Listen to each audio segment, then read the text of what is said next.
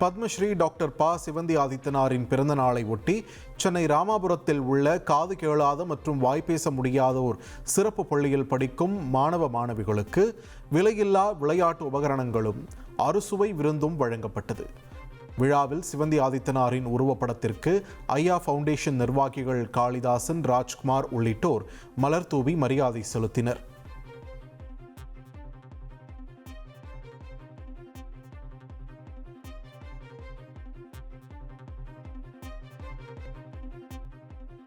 Doctor ப. சிவந்தி ஆதித்தனாரின் பிறந்த நாளை ஒட்டி திருச்செந்தூரில் உள்ள அவரது மணிமண்டபத்தில் முன்னாள் அமைச்சர்கள் கடம்பூர் ராஜு, சண்முகநாதன் ஆகியோர் மாலை அணிவித்து மரியாதை செலுத்தினர்.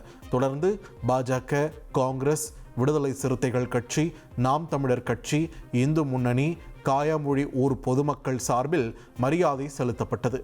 இதேபோல் டாக்டர் சிவந்தி ஆதித்தனார் நற்பணி மன்றம், நெல்லை சீபா ஆதித்தனார் நற்பணி மன்றம், மும்பை திருவள்ளுவர் மன்றம், தமிழ்நாடு வணிகர் சங்கம், சிவந்தி ஆதித்தனார் கல்வி நிறுவனம் சார்பில் சிவந்தி ஆதித்தனார் சிலைக்கு மரியாதை செலுத்தப்பட்டது.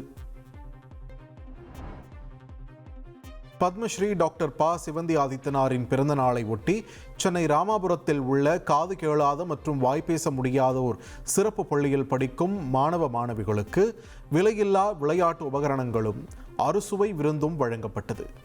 விழாவில் சிவந்தி ஆதித்தனாரின் உருவப்படத்திற்கு ஐயா ஃபவுண்டேஷன் நிர்வாகிகள் காளிதாசன், ராஜ்குமார் உள்ளிட்டோர் மலர் தூவி மரியாதை செலுத்தினர்.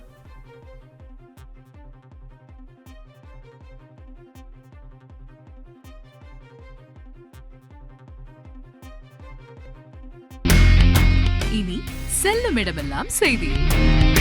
தந்தி டிவியின் வாட்ஸ்அப் சேனலை ஃபாலோ பண்ணினா செல்ல இருக்கும் இடமெல்லாம் செய்தி. இதோ QR கோட் இப்பவே ஸ்கேன் பண்ணுங்க, ஃபாலோ பண்ணுங்க.